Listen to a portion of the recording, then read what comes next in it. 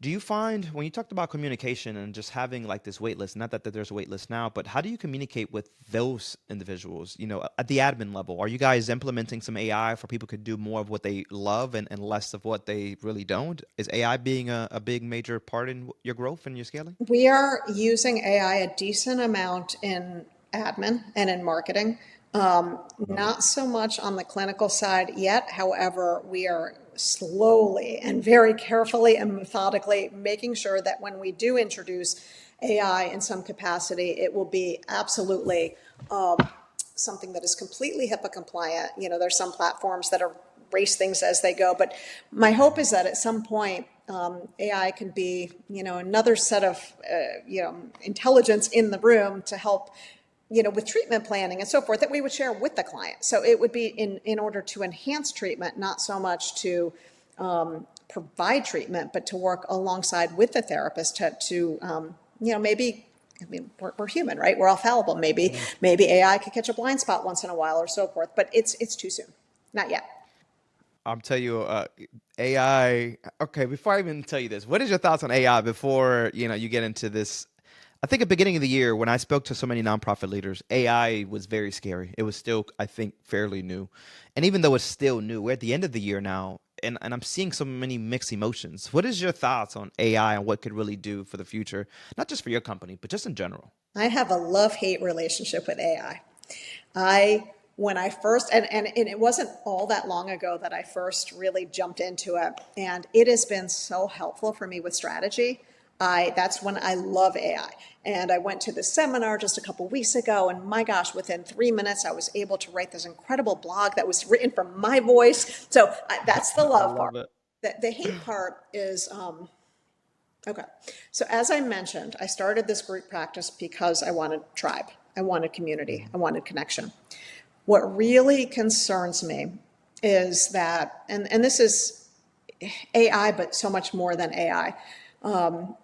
Ever since, we started having, cell phones and so forth, people are spending so much more time online and, scrolling through social media, and they have hundreds of friends, but really very few meaningful relationships. And so they've Mhm. replaced something that was real and important with a lot of superficial kinds of things. My number one passion in therapy is loneliness and creating connection. That's what drives me.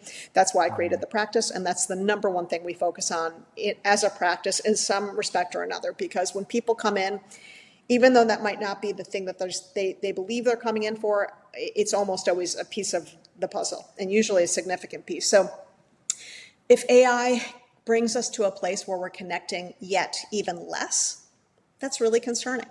I Yeah. remember years ago watching, I think it's a Pixar film, Wall-E, and that Yeah. movie Yeah. was so depressing to me. I mean, they're all going on chairs because they hadn't used their bodies in so long. They couldn't walk and hold themselves up, and everything was automated. And, it'll be great if it could take away the things that we don't enjoy doing. But the minute we start to